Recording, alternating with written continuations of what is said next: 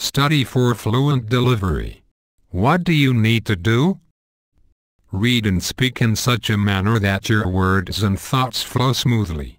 When delivery is fluent, speech is not jerky or painfully slow, and there is no stumbling over words or groping for thoughts. Why is it important? When a speaker lacks fluency, the minds of the listeners may wander, wrong ideas may be conveyed. What is said may lack persuasiveness. When reading aloud, do you stumble over certain expressions?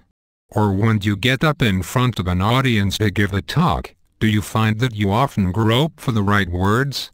If so, you may have a problem with fluency. A fluent person reads and speaks in such a manner that words and thoughts flow smoothly, with apparent ease. This does not mean that he is constantly talking, that he speaks very rapidly, or that he speaks without thinking. His speech is pleasingly graceful. Fluency is given special attention in the theocratic ministry school. A variety of factors may contribute to lack of fluency. Do you need to give special consideration to any of the following? 1. When reading to others, unfamiliarity with certain words may cause hesitancy. 2. Slight pauses in too many places may result in jerky delivery. 3. Lack of preparation may contribute to the problem. 4. In speaking before a group, a common factor in lack of fluency is failure to organize material in a logical manner. 5. A limited vocabulary may cause a person to hesitate as he gropes for the right words. 6. If too many words are emphasized, fluency may be impaired. 7. Lack of familiarity with rules of grammar may contribute to the problem. If you lack fluency, the audience in a kingdom hall will not literally walk out, but their minds may wander. As a result, much of what you say may be lost. On the other hand, care must be exercised so that speech that is meant to be forceful and fluent does not become overbearing, perhaps even embarrassing to the audience. If because of difference in cultural background, people view your manner of speech as brash or as lacking in sincerity, that will defeat your purpose. It is noteworthy that the Apostle Paul, though an experienced speaker, approached the Corinthians in weakness and in fear and with much trembling so that he would not attract needless attention to himself. 1 Corinthians 2:3. Practices to avoid. Many people have the mannerism of inserting such expressions as "no" when they speak. Others frequently start a thought with "now," or they tack a phrase, such as "you know" or "you see," onto whatever they are saying. Perhaps you are unaware of the frequency with which you use such expressions. You might try a practice session in which someone listens to you and repeats these expressions each time you say them. You may be surprised.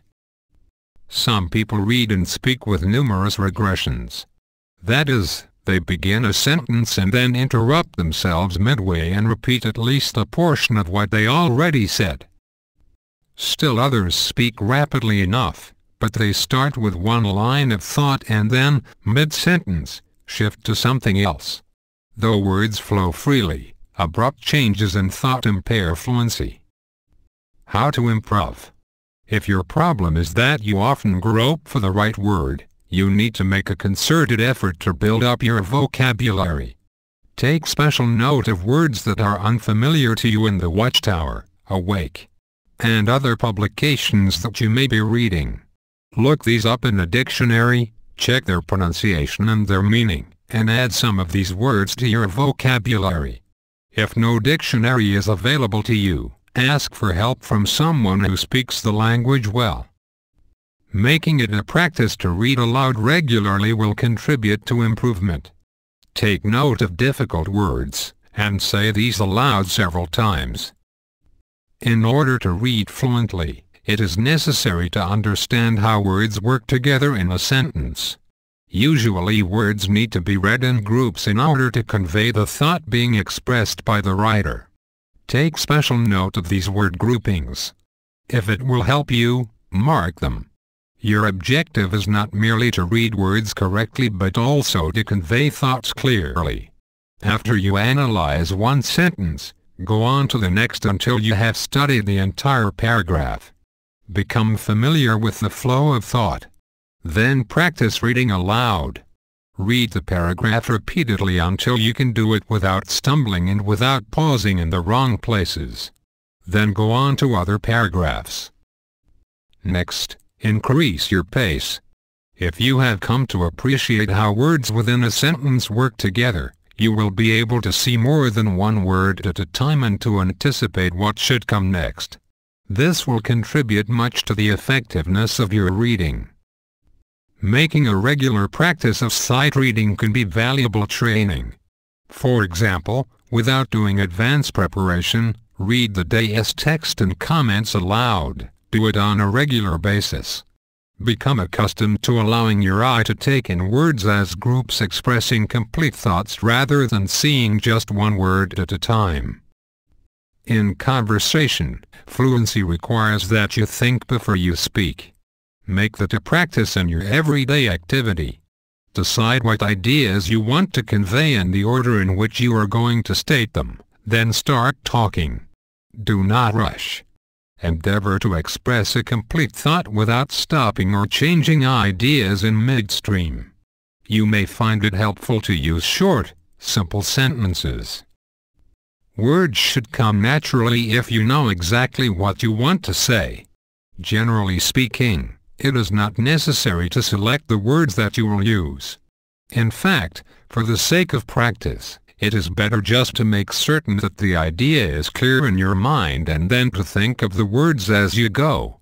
If you do and if you keep your mind on the idea rather than on the words that you are speaking, the words will come more or less automatically, and your thoughts will be expressed as you really feel them. But as soon as you begin to think of words rather than ideas, your speech may become halting. With practice, you can succeed in developing fluency, an important quality in effective speaking and reading. When assigned to represent Jehovah to the nation of Israel and before Pharaoh of Egypt, Moses felt that he was not capable. Why? He was not a fluent speaker. He may have had a speech impediment. Exodus 4:10, 6:12, Moses offered excuses, but none of these were accepted by God. Jehovah sent Aaron along as a spokesman, but he also helped Moses to speak. Repeatedly and effectively, Moses spoke not only to individuals and to small groups but to the entire nation. Deuteronomy 1:1-3, 5, 1, 29, 2, 31, 1, 2, 30, 33, 1. If you conscientiously do your part while trusting in Jehovah, you too can use your speech to honor God. How to achieve it.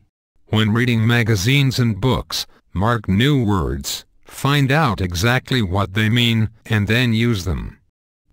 Practice reading aloud at least 5 to 10 minutes each day. Prepare reading assignments thoroughly. Take special note of thought-conveying word groups. Become familiar with the flow of thought. In daily conversation, learn to think first and then to say complete sentences without stopping. Exercise. Carefully preview Judges 7, 1-25, studying one paragraph at a time. Be sure that you understand what it says. Using a dictionary, check on familiar words. Say each proper name aloud. Then read the paragraph aloud. Be careful to do it accurately. When you feel comfortable with that paragraph, go on to the next one, and so on. Then read the entire chapter. Do it again, this time a little faster. Do it once more, going even faster on portions where appropriate but not so fast that you stumble. Coping with stuttering. Many factors may contribute to stuttering. Therapies that bring relief to some people may not work as well for others. But to experience the joy of success, it is important to keep on trying. Does the idea of giving a comment at a meeting give rise to fear, even panic? Pray to Jehovah for his help. Philippians 4, 6, 7. Focus your thoughts on honoring Jehovah and helping others. Do not expect the problem to disappear altogether, but observe how you are helped to cope with it. As you experience Jehovah's blessing and the encouragement of your brothers, you will want to do more. The Theocratic Ministry School offers opportunity for you to gain experience in speaking before a group. You may be surprised at how well you do before a small group that is supportive and wants you to succeed. This can help you to gain confidence to speak under other conditions.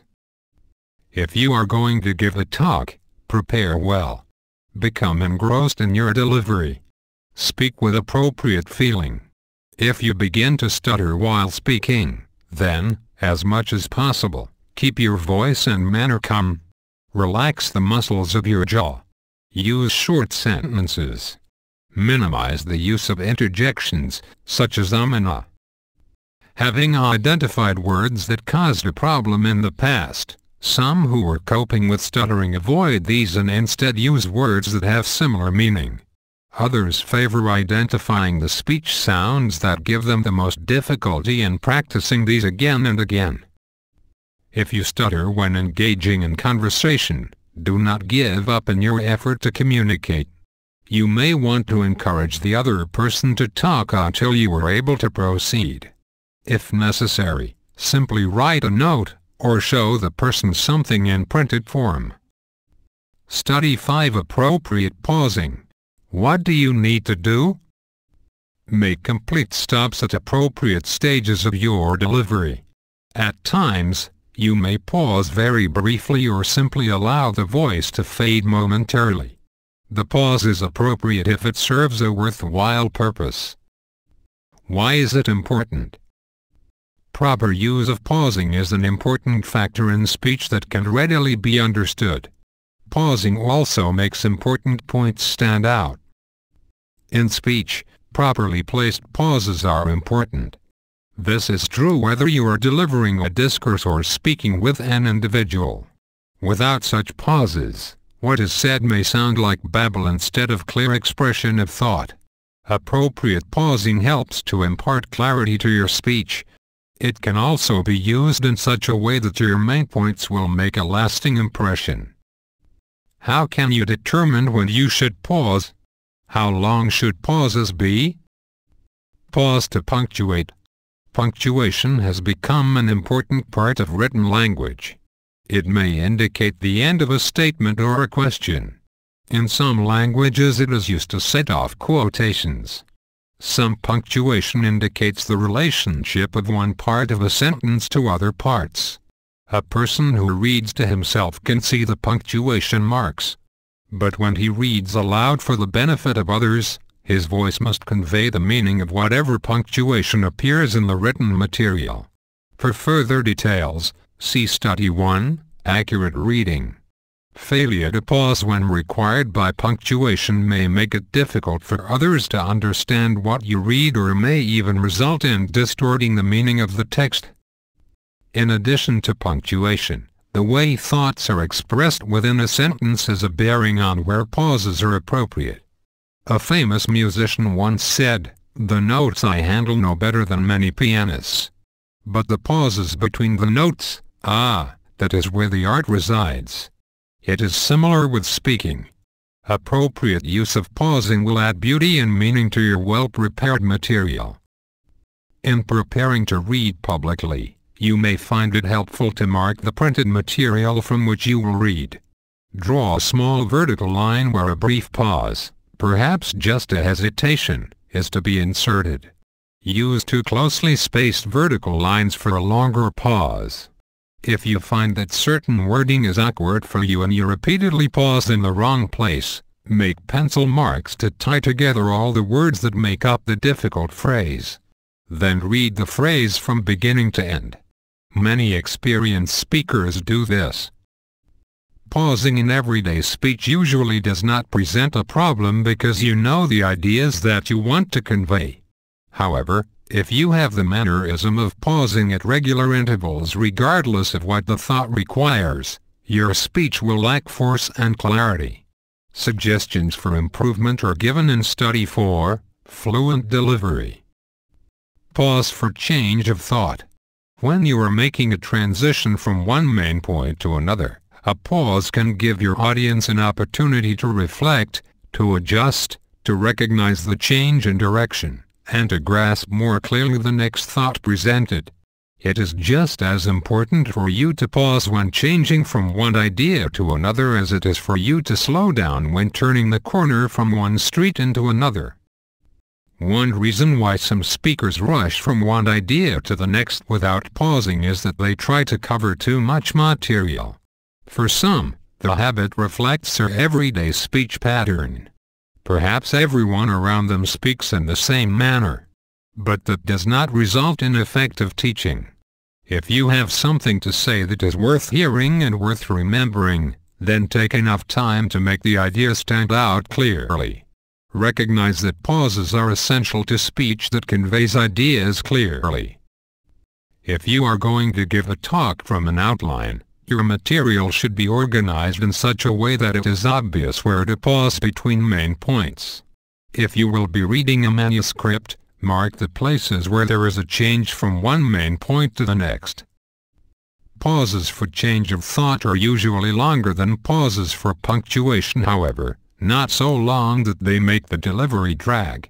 If they are too long, they give the impression that you are ill-prepared and are trying to determine what to say next. Pause for emphasis. A pause for emphasis is often a dramatic one, that is, one that precedes or follows a statement or a question delivered with a measure of intensity. Such a pause gives the audience opportunity to reflect on what has just been said, or it creates expectancy for what is to follow. These are not the same. Decide which is the appropriate method to use. But keep in mind that pauses for emphasis should be limited to truly significant statements. Otherwise, the value of those statements will be lost. When Jesus read aloud from the scriptures in the synagogue of Nazareth, he made effective use of the pause. First, he read his commission from the scroll of the prophet Isaiah.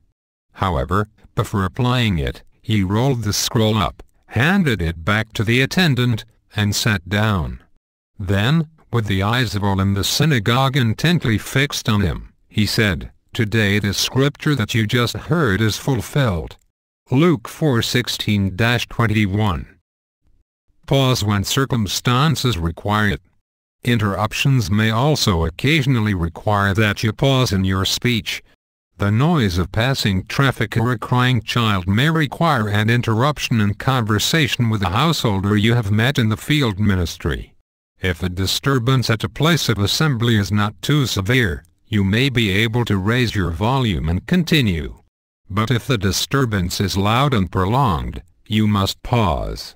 Your audience will not be listening anyway.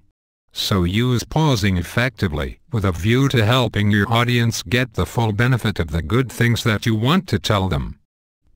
Pause to allow for response. Although you may be giving a talk with no provision for formal audience participation, it is important to allow the audience to respond, not audibly, but mentally. If you pose questions that should make your audience think but then you fail to pause sufficiently, much of the value of those questions will be lost. Of course, it is important to pause not only when speaking from a platform but also when witnessing to others. Some people never seem to pause. If that is your problem, put forth earnest effort to cultivate this speech quality. You will improve in your communication with others as well as in the effectiveness of your ministry in the field. A pause is a moment of silence. And it has truthfully been said that silence punctuates, it emphasizes, it commands attention, and it refreshes the ear. Everyday conversation involves a two-way flow of thoughts. Others are more inclined to listen to you when you listen to them and show interest in what they say. This requires that you pause long enough to give them opportunity to express themselves. In the field ministry, our witnessing is often more effective when it is done in the form of conversation. After an exchange of greetings, Many witnesses find it good to identify their subject and then pose a question. They pause to give the other person opportunity to reply, and then they acknowledge what the householder said. During the discussion, they may give the householder a number of opportunities to comment. They know that they can usually do more to help a person if they know his views on the matter being discussed. Proverbs 25. Of course, not everyone will respond to questions in a favorable way. But that did not deter Jesus from stopping long enough to allow opportunity even for opposers to speak.